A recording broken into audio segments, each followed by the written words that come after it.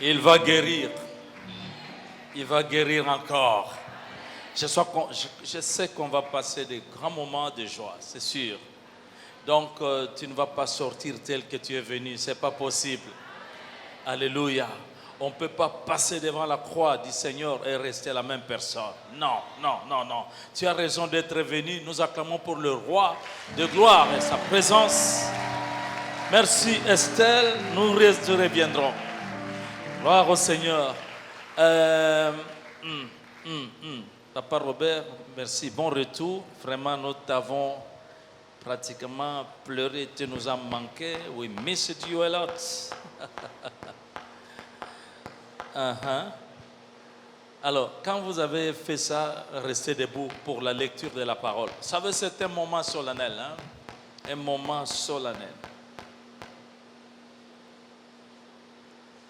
Un moment solennel. Quand je lis la parole de Dieu, si tu sens déjà que Dieu te parle, tu peux crier Amen. Crois-moi, ça sera toujours bien. Personne ne te fera des reproches. Ésaïe 41, verset 10. Ésaïe 41, verset 10. Ne crains rien, car je suis avec toi. Ne promène pas de regards inquiets, car je suis ton Dieu. Je te fortifie, je viens à ton secours et je te soutiens de ma droite triomphante. Nous acclamons pour la parole de Dieu. Ô Saint-Esprit, parlez-nous. Au nom de Jésus. Amen. Veuillez vous asseoir. Donc, nous sommes dans la continuité avec des messages sur la guérison des blessures intérieures.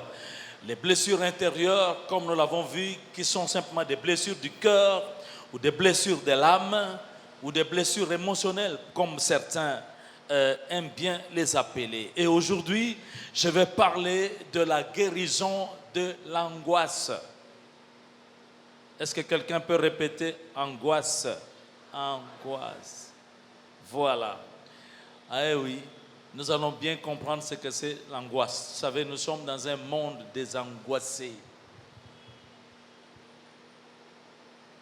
Plusieurs millions de personnes vivent dans l'angoisse dans ce monde. C'est comme le stress, ainsi de suite. Vous savez, la définition que le dictionnaire que j'ai consulté, la définition que ce dictionnaire donne du mot angoisse, il y a deux définitions ici.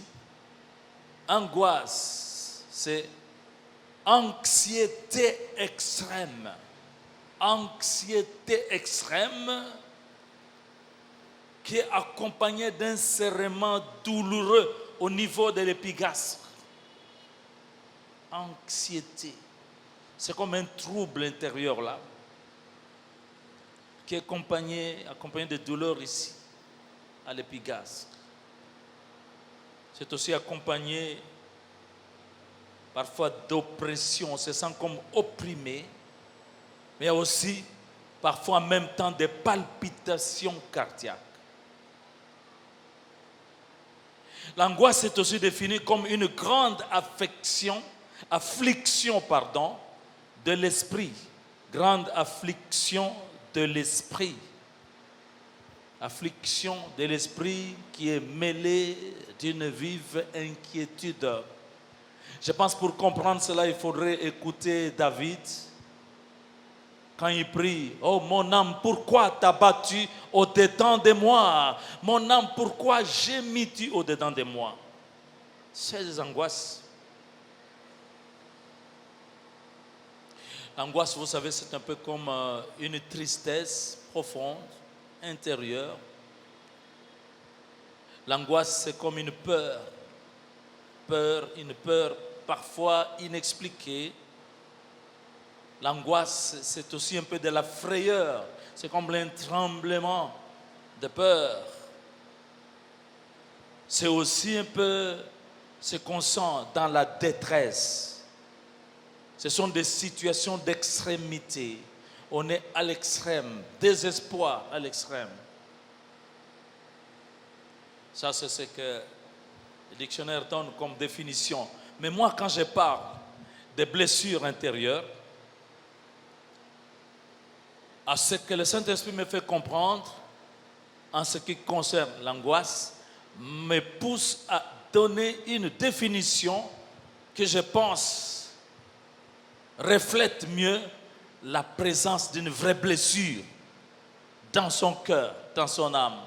Voici la définition que je donne de l'angoisse. L'angoisse, c'est un sentiment d'insécurité intérieure. Un manque de sécurité. C'est une blessure. Et cette angoisse a des causes. La grande cause, c'est le rejet. Le rejet. Ce sentiment d'être mis de côté, d'être mis à l'écart, d'être exclu d'un groupe. Le rejet qui est justement un manque d'affection. Quelque part, quelqu'un se sent privé d'affection parce que peut-être n'a jamais pu jouir de l'affection d'un papa, d'un père, d'une mère. Alors ça met chez une telle personne, il y a comme un manque d'insécurité. Parce que vous savez, la présence d'un papa, l'affection d'un père, ça donne en quelque sorte une sécurité. Et quand il n'y en a pas, il y a cette angoisse. Les mauvaises nouvelles ont créé une véritable blessure dans la vie de certaines personnes. La perte, la mort d'un parent proche, de quelqu'un qui était un soutien dans la vie, ça laisse ces sentiments d'insécurité. Il y a une incertitude quant à l'avenir. C'est ce que vivent les orphelins. Certains orphelins qui ne sont pas encore guéris de ça, vivent cela. Il y a une vie des angoisses. Ça a laissé quelque chose, un trou. C'est ce que vivent les veuves.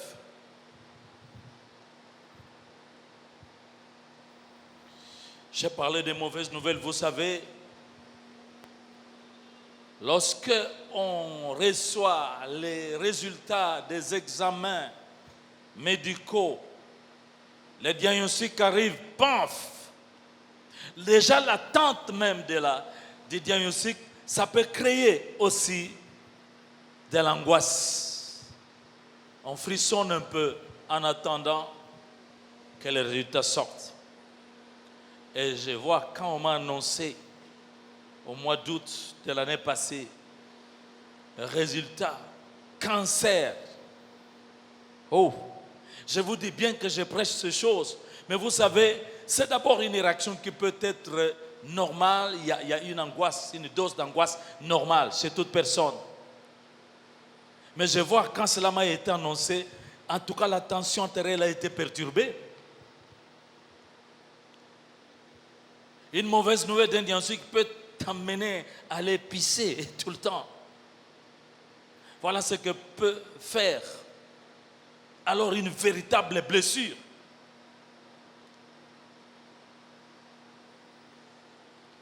Mais il y a aussi des circonstances de la vie.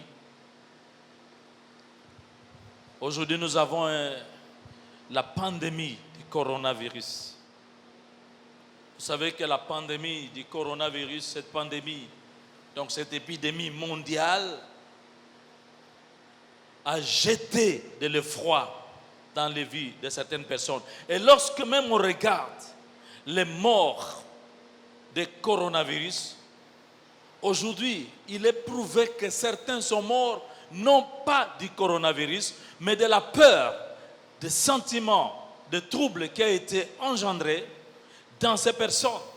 Le fait d'apprendre, je suis atteint de ça. Et lorsqu'on va encore à l'hôpital, cette marginalisation, ça a tué certaines personnes. Mais aujourd'hui, certains en souffrent à cause de cette circonstance de la vie,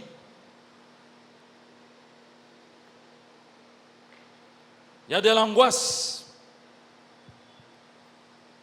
devant les difficultés de la vie.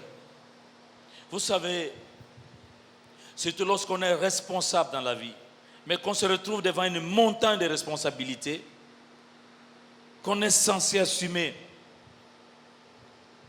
Le souci, la préoccupation de vouloir assumer ses responsabilités peut engendrer des angoisses. Notre Seigneur Jésus-Christ a vécu cela à Gethsémani. Il se trouvait devant de grandes responsabilités. Parce qu'en priant, il savait qu'il devait passer par la croix. Et il a dit à ses disciples au jardin de Gethsémani, la Bible dit qu'il éprouvait des angoisses, de la tristesse. Il éprouvait de la tristesse et des angoisses dans son cœur, devant ce qu'il attendait devant. Quelqu'un s'attend à quelque chose, il y a des responsabilités, une situation qu'il attend qui doit venir. Cela peut aussi amener cette sorte de tristesse, des angoisses dans le cœur. Vous savez, dans certains foyers, le fait d'avoir vécu ou de vivre une trahison, cela peut engendrer aussi des angoisses, mais il y a aussi le péché. Le péché est une grande cause d'angoisse, avec tout son cortège de culpabilité, de sentiments de culpabilité qu'il entraîne. La crainte d'être découvert, que c'est ce péché que j'ai commis. Cela peut engendrer des angoisses. Je dis que certaines personnes, vous voyez, ils ne viennent plus à l'église. Mais parfois, la raison est simple. C'est parce que il se dit, j'ai péché. Et quand il vient à l'église, il a l'impression que tout le monde connaît sa situation. Et lorsque le pasteur se tient dans la chair, il se dit, mais est-ce qu'il ne voit pas déjà le mal que j'ai commis? Il y a cette peur, cette crainte. Tu n'as pas besoin de ça. Quand il y a un péché, qu'il y a quelque chose, nous avons un Dieu qui dit, venez à moi. Ne fouillez pas comme Adam et Ève, mais venez dans ma présence. C'est pourquoi je crois que ce jour est un jour de guérison, un jour d'une grande libération. Alléluia. Vous savez, il y a des conséquences qui arrivent chez des personnes angoissées. Comment on peut les reconnaître? Prenez votre Bible, le psaume 107, allez lire, méditez. J'aime bien appeler ce psaume 107 le psaume des angoissés. Vous avez besoin de lire et méditer, comprendre que dans ce psaume, on découvre un Dieu qui guérit des angoisses. Psaume 107. Vous allez retrouver souvent plusieurs versets. Ces versets reviennent toujours. Et dans leur détresse, ils crièrent à l'Éternel, et l'Éternel les délivra de toutes leurs angoisses. Plusieurs fois ça revient. On parle d'un peuple. C'est le peuple d'Israël qui était dans le désert. Au verset 4, il est dit que ces gens dans le désert, ils étaient en train de errer dans le désert, marchant dans la solitude, à la recherche d'une ville où ils puissent habiter. C'est pourquoi je retiens deux mots là-bas. Ce qu'on constate chez les angoissés, il y a la solitude, cette tendance à s'isoler, cette tendance à s'enfermer, de vivre dans un monde, dans son monde.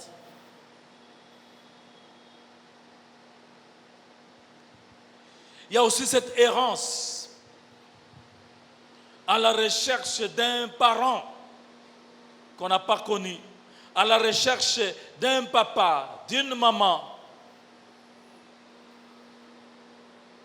Je sais de quoi je parle parce que j'ai eu à rencontrer, à parler avec des personnes. Vous voyez une maman mariée avec 5 enfants, mais elle continue toujours à pleurer. Je ne connais pas, je n'ai jamais rencontré mon père. Je cherche à connaître mon papa.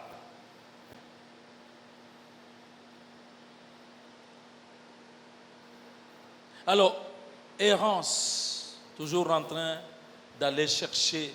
Pour les autres, ils savent très bien que papa et maman peut-être sont déjà morts, mais ils sont à la recherche de quelqu'un à remplacer. Quelqu'un qui pourrait jouer le rôle de papa. Quelqu'un qui pourrait jouer le rôle de maman. Quelqu'un qui peut donner cette affection, qui peut les sécuriser. Et nous sommes dans une grande famille, église, et vous verrez que parmi nous, il y en a qui sont tellement assoiffés d'une telle sécurisation, d'une affection. Je sais que on passe beaucoup de temps à critiquer maintenant tous ces pasteurs qui se font appeler daddy, daddy, daddy, daddy. Oui, c'est bien, il y en a qui exagèrent, mais je vais vous dire que le problème, il y a une vérité aussi dans certaines personnes qui les appellent ainsi. C'est parce que certains découvrent en leur pasteur un papa, un père, qui leur accorde cette affection, qui les sécurise. C'est la simple raison.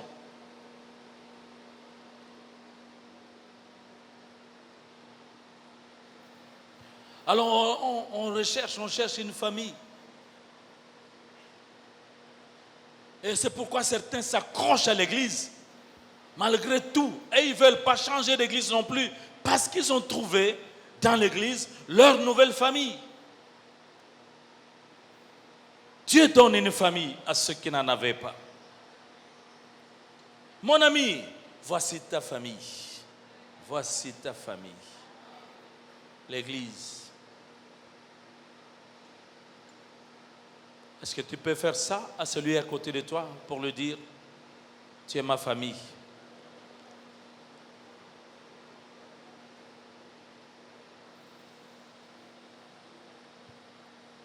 C'est pourquoi dans l'église doit être un hôpital de guérison des blessures, non pas un endroit pour donner encore des blessures.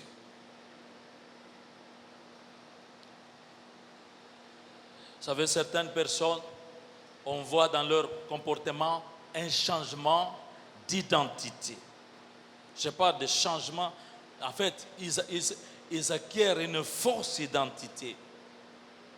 Ils acquièrent une fausse identité, cherchant une identité qui peut les sécuriser. Il y en a qui ont changé de nom. Je ne parle pas du fait de changer de nom parce qu'on est converti. Mais je parle des personnes qui peuvent se retrouver dans un autre pays. Ils changent de nom. J'ai été à Pointe-Noire, dans le Congo, Brazzaville. Et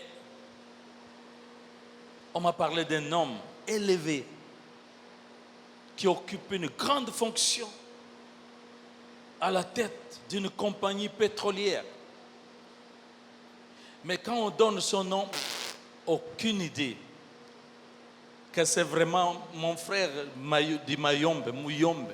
Mais le nom a tellement changé avec la tonalité de Brazzaville, de Congo-Brazzaville. Donc, au lieu de dire simplement, par exemple, Bernard Nkoukou, mais ça a changé. Bernard Nkoukou, Nkoukou, Mavungu, Madinga, ça a changé. Et en Angola, c'est terrible. Les gens sont devenus des Joao, les Paul sont devenus des Paolo. Parfois, certains le font parce que Et il y en a qui changent même de nationalité. Changer de nationalité n'est pas mauvais. Ça peut être même une bénédiction pour certains. Mais je parle de certains qui ont changé de nationalité parce qu'ils ont été blessés dans leur nation. Ils sont partis, ils ont changé de nationalité pour que rien, aucun souvenir de leur nation d'origine ne soit encore conservé. Il y a une blessure, il y a des angoisses. Ils ont besoin de guérison. Ils ont besoin de guérison. Vous savez qu'on va même jusqu'à changer l'âge.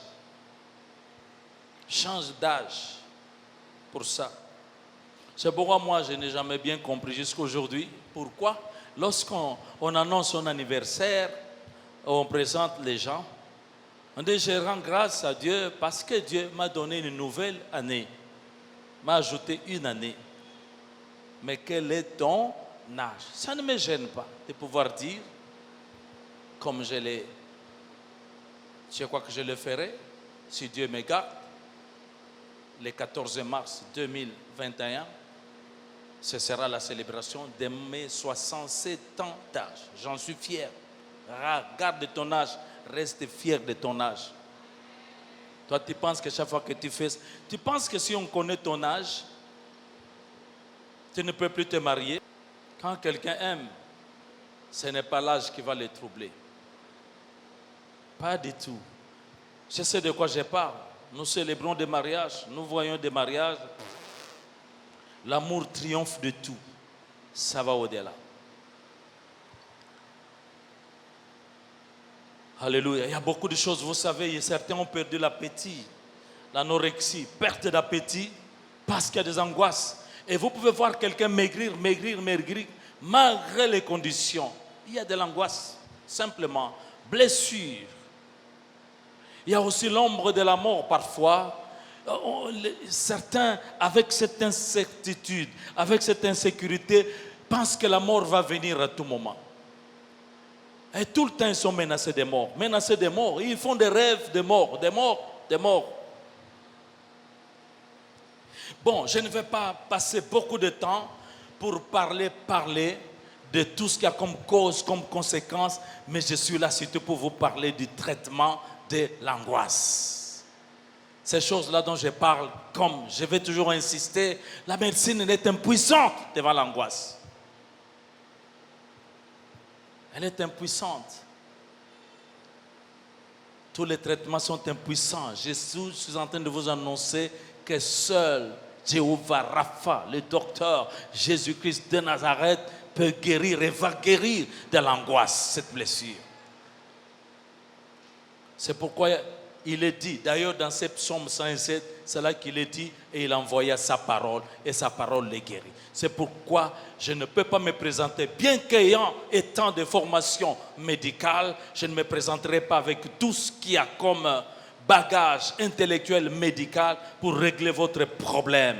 Mais je viens avec la parole de Dieu. La parole de Dieu guérit. La parole de Dieu transforme. La parole de Dieu va te changer. La parole de Dieu va te renouveler. La parole de Dieu va te faire revivre. Oui, je viens avec le bistouri du Saint-Esprit qui est la parole de Dieu, la parole de l'Esprit. Voulez-vous acclamer encore fortement pour cette parole? Oh, alléluia. Il guérit de l'angoisse. Je vais parler de deux choses, je vais raconter un peu deux histoires. Combien ici m'ont déjà entendu parler de mon histoire? Je raconte mon histoire quand j'allais me noyer. Il n'y en a plus beaucoup. C'est pourquoi Dieu a raison. Il me dit, reviens souvent sur ces enseignements. Bon, bien que j'étais encore un peu plus petit, mais j'ai vécu quand même, j'ai eu une idée de ce que c'est l'angoisse. Parce que j'étais en troisième primaire. Troisième primaire, et notre classe, notre école, à côté, il y avait une rivière. Et nous avions l'habitude, pendant des pauses ou après l'école, d'aller nous laver à la rivière. À la rivière, elle avait une partie où les eaux s'arrêtaient au niveau des genoux. Ceux qui nageaient là-bas, ceux qui se lavaient là, ce sont ceux qui ne savaient pas nager comme moi. Hein, on était sur la partie. Mais un peu plus loin, plus bas, c'était profond. Là, c'était pour les grands nageurs.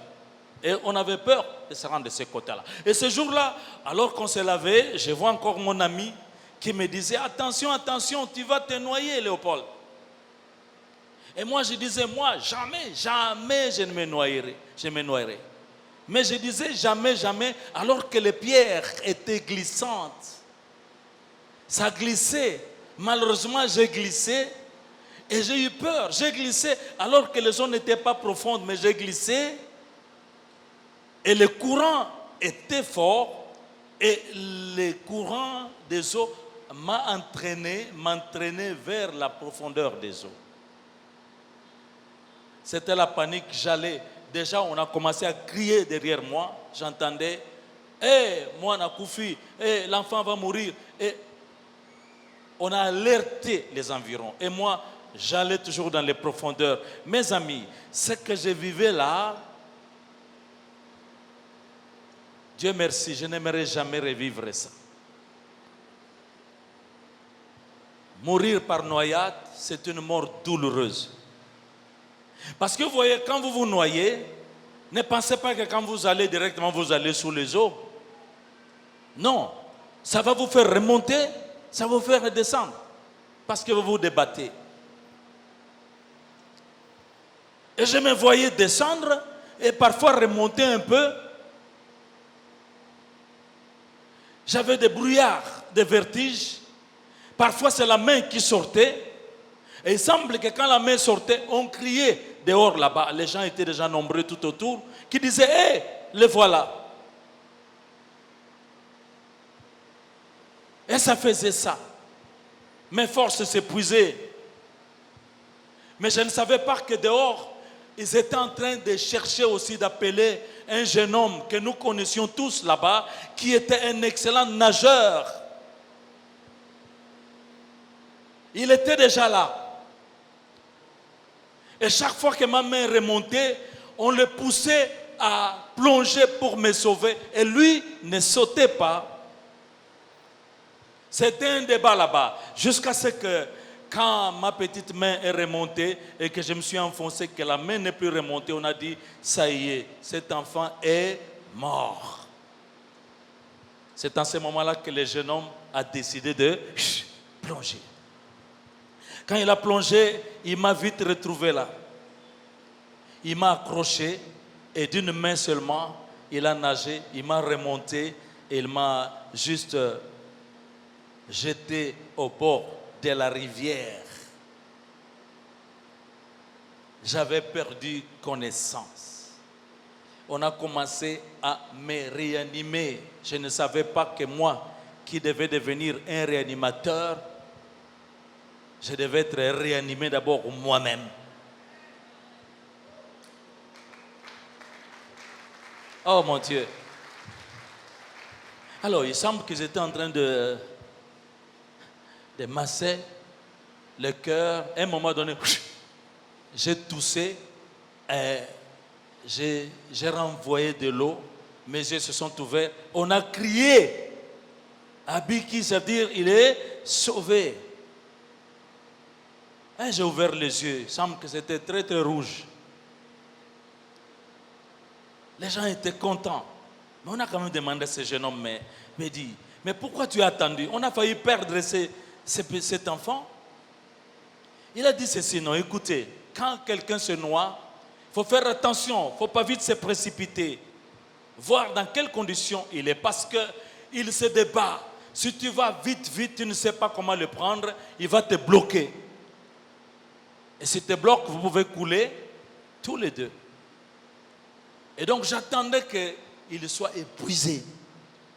Il soit épuisé pour finalement sauter, aller le prendre. Et quand je suis allé, quand je l'ai pris, il était léger comme du papier. Je l'ai sorti des eaux. Alléluia. Est-ce que vous comprenez cela? Je sais qu'il y en a qui se débattent dans ce monde. Vous savez, ce monde, c'est comme les eaux. Hein? Vous avez déjà rêvé les eaux? Vous avez déjà rêvé que vous voulez traverser des eaux, vous nagez. Oui, nous sommes dans des eaux de ce monde et on essaie de nager pour traverser. Regardez la Bible, c'est plein des épisodes de traversées. Traverser de la mer Rouge, traverser des Jourdains, traverser des eaux de la mer Tibériade avec la barque, avec le Seigneur. Nous traversons, nous sommes comme des voyageurs. Alors on nage. Il y en a qui savent nager, d'autres ne savent pas nager. Alors, quelqu'un est en train de se débattre dans cette vie. Quand tu arrives à bout, c'est alors que Jésus vient. Jésus, c'est le grand nageur. Lui, il ne nage pas seulement, mais il marche sur les eaux. Est-ce que vous entendez ça? Parce que ça me fait penser à l'histoire de Pierre et les disciples. Vous voyez, la barque était au milieu de la mer. Le vent était contraire. Ils se débattaient pour redresser la barque. Mais c'était compliqué. Cette fois, c'était compliqué. C'était la nuit. Et c'est la nuit qu'on a vu quelqu'un marcher sur les eaux. Ils ont crié que c'était un fantôme. Parce qu'un homme normal ne pouvait pas marcher sur les eaux. Un fantôme. Et puis, l'homme en question dit, n'ayez pas peur, c'est moi. Ils ont reconnu que c'était Jésus de Nazareth, le maître. Et Pierre dit, si c'est toi, ordonne que moi aussi je vienne en marchant sur les eaux. J'aime la prière de Pierre. Est-ce que vous entendez ça? Il faut lui faire des prières comme ça. Seigneur, alors si c'est toi qui m'as appelé, donne-moi aussi la capacité de marcher de victoire en victoire, d'opérer des miracles, de faire des grandes choses. Il ne va pas vous reprocher. Il n'a pas reproché à Pierre. Au contraire, il a dit à Pierre, allez, viens. Et nous savons que Pierre est sorti de la barque, qu'il a marché sur les eaux. Ça devait être spectaculaire. Heureusement que c'était la nuit, il n'y avait pas la foule. Mais les disciples et les autres regardaient. Si j'étais à la place de Pierre, j'allais sûrement, en même temps, marchant sur les eaux, j'allais sûrement parler en langue. Je marche sur les eaux. Des eaux agitées par le vent. Malheureusement pour Pierre, ça n'a pas duré, puisque le vent a augmenté de force. Et Pierre a eu peur. Il a commencé à s'enfoncer. Je sais qu'il se débattait en tant que grand nageur, mais cette fois, ça n'a pas marché. Je regarde des documentaires parfois quand on voit des eaux de l'océan agitées. Ça doit être terrible. Hein? Moi, j'ai vu des vagues. J'ai pris seulement les petits bateaux de Goma à Bukavu. Combien ont déjà fait Goma à Bukavu sur les petits bateaux? C'est comme juste des canaux ici. Ici, pour traverser à Brazzaville, c'est 5 minutes. Vous êtes de l'autre côté. Mais là-bas, c'est 2 heures de temps. Et nous étions dans ces canaux-là. Et au bon milieu du lac Kivu, les moteurs étaient coupés. Alors qu'il y avait déjà des vagues. Je vous dis que chacun s'est mis à prier de son côté. J'ai prié.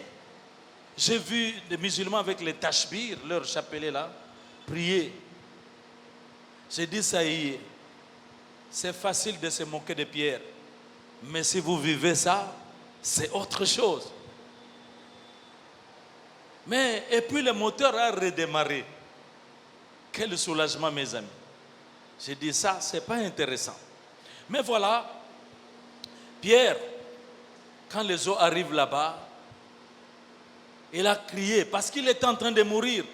Tu es fort, mais il y a des moments, tes forces seront dépassées. Tu seras dépassé. Quelqu'un est dépassé par les événements.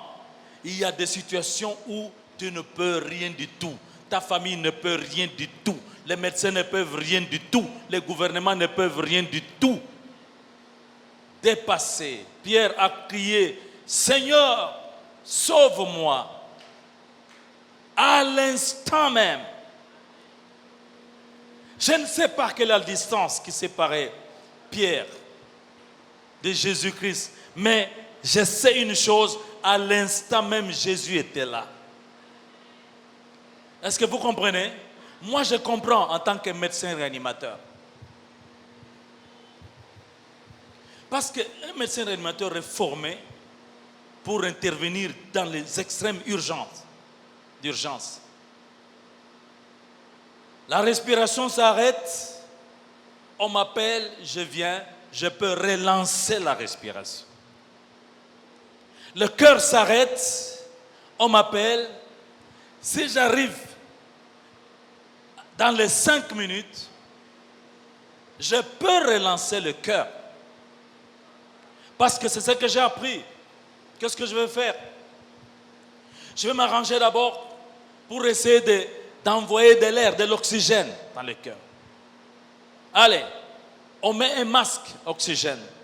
Si ce n'est pas possible le masque, alors je vais prendre un appareil qu'on appelle laryngoscope. On ouvre la bouche, allez, je prends un tube, j'introduis par les voies respiratoires, paf, je connecte au ballon oxygène et je me mets à oxygéner.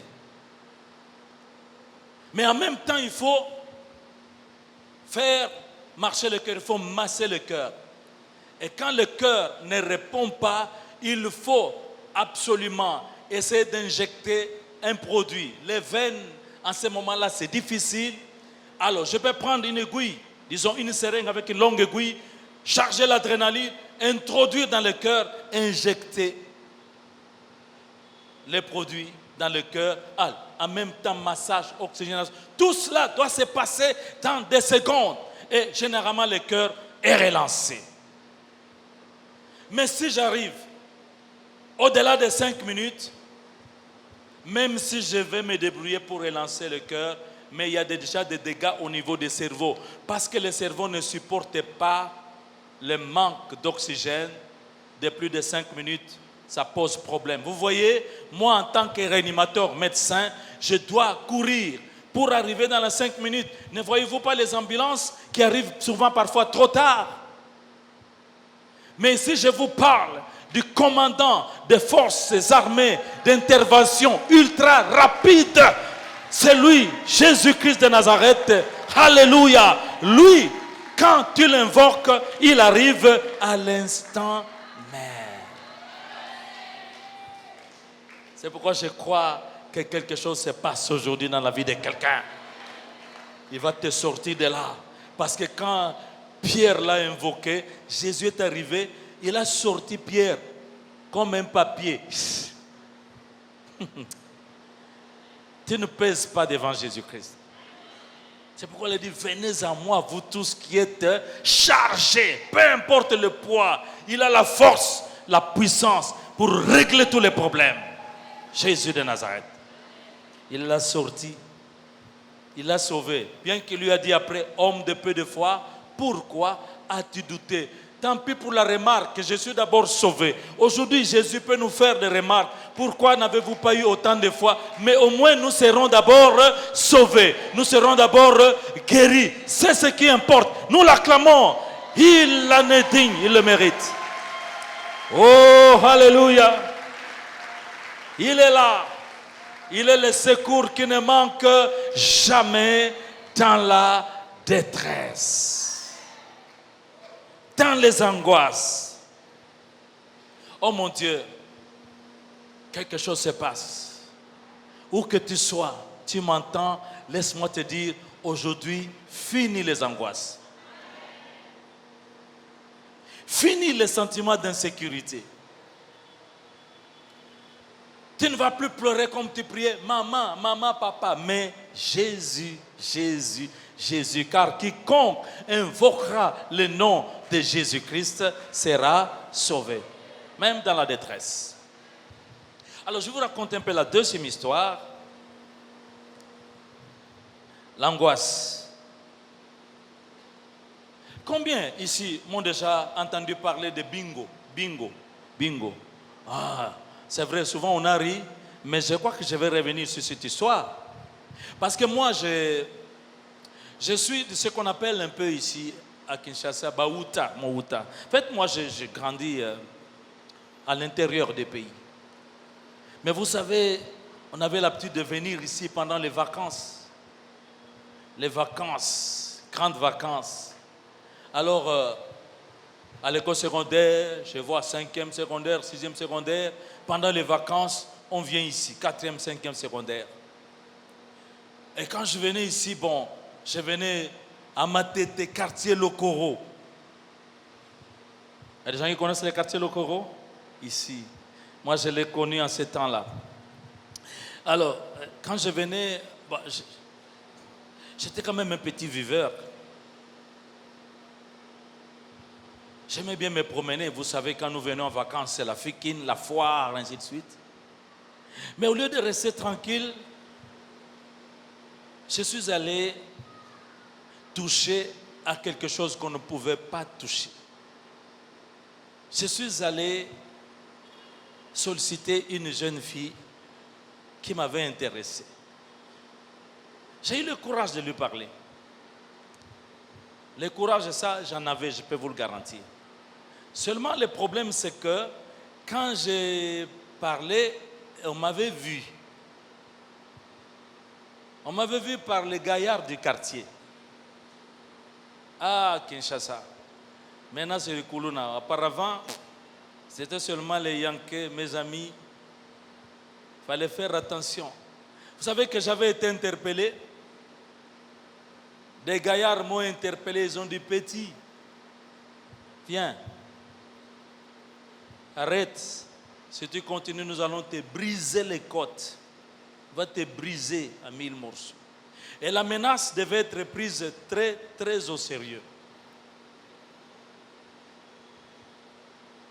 Kinshasa, Matete, quartier Lokoro.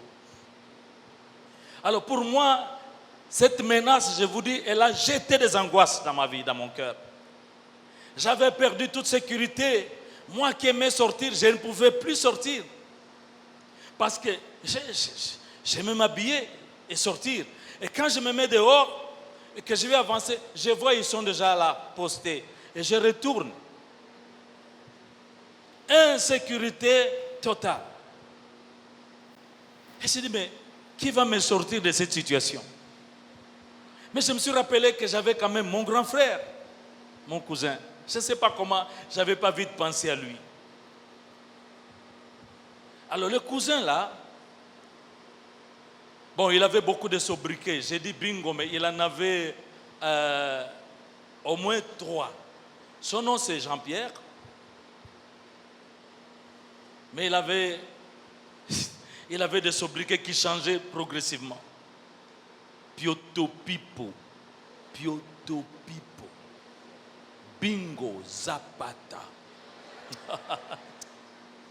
Mes amis, ce gars-là, mais il était tellement grand de taille. Grand, et moi j'étais court, je m'arrêtais juste à ses épaules. Et quand il marchait, il avait les jambes, vous savez, les gens grands, de taille, mais qui ont les jambes en X comme ça. Et quand il marche, bingo, Pioto Pipo, Zapata. Il était fort, fort. Cet homme-là, quand il pouvait serrer son poing, c'est la tête d'un bébé. Il était fort. Il inspirait la terreur parce qu'en même temps, ce gars-là, je me suis de le dire aujourd'hui, il était dans des opérations terribles. Imaginez, ils allaient voler, à Bia là-bas, Bia. C'était, on y fabriquait des barres de fer là. Ils allaient voler des barres de fer, on les transportait par des véhicules, mais ils les transportaient sur la tête. Quelle force de chanvre. Je lui en ai parlé, il m'a dit, petit, quel est le problème, petit Paul? J'ai dit, voilà le problème, je ne sais même plus bouger, je suis menacé ici. Il dit, oh, tu veux sortir? J'ai dit, oui, je vais sortir, je suis déjà habillé. Bon, allez, on y va. Comment? Oui, on y va, va.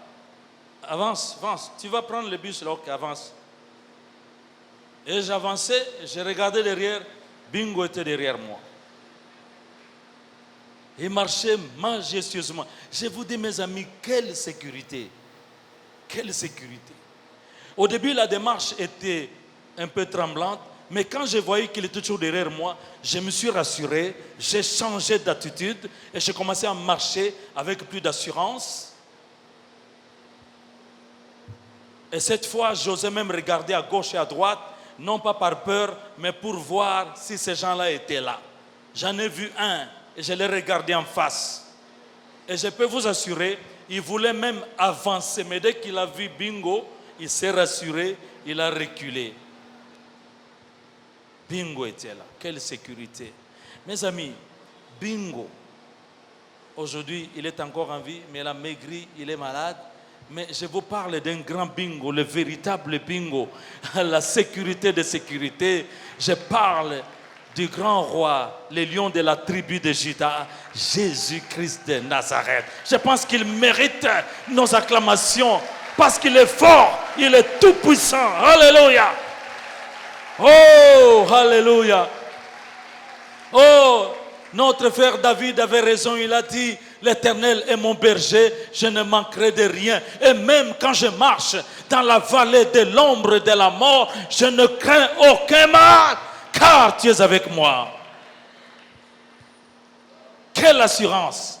C'est David qui peut prier, qui dit, l'Éternel est ma lumière et mon soutien, alors de qui aurais-je crainte? Que peut me faire un homme? Pourquoi? Parce qu'il est là. Il est là. Est-ce qu'il est là? Moi, je vois souvent les angoisses, c'est parce qu'on n'est plus sûr qu'il est là. Mais aujourd'hui, je te dis que lui, quand il te garde, eh bien, il dit que celui qui te touche, il touche à la prunelle de mon œil. Ce que je tiens dans ma main, il a dit, moi je suis le bon berger. Ce que je tiens dans ma main, nul ne peut le ravir. Alors pourquoi craindre les sorciers? Pourquoi craindre l'avenir? Il est le bon berger. Alléluia. Vous vous souvenez de ces cantiques? Ya ya Yesue, ya ya nanga. Oh Yesue, ya ya nanga.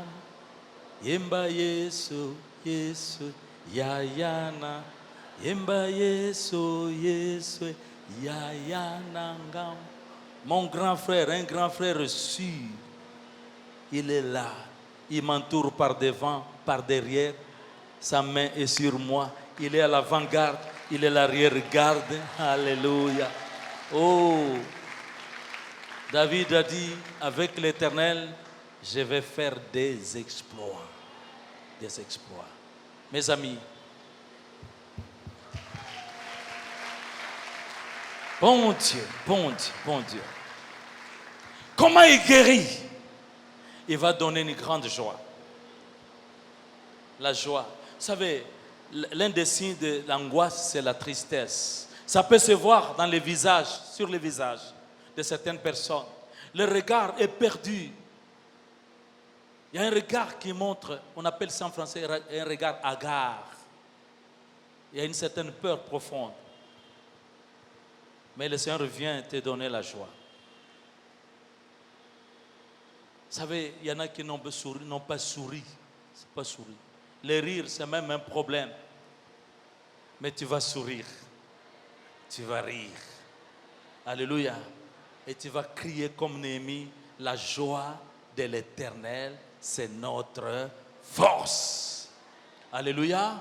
Et aujourd'hui, j'ai pris, le Seigneur m'a dit qu'il va donner beaucoup de joie dans le cœur. Parce que dans la joie, alors le Seigneur agit. Dans ta joie, la guérison arrive.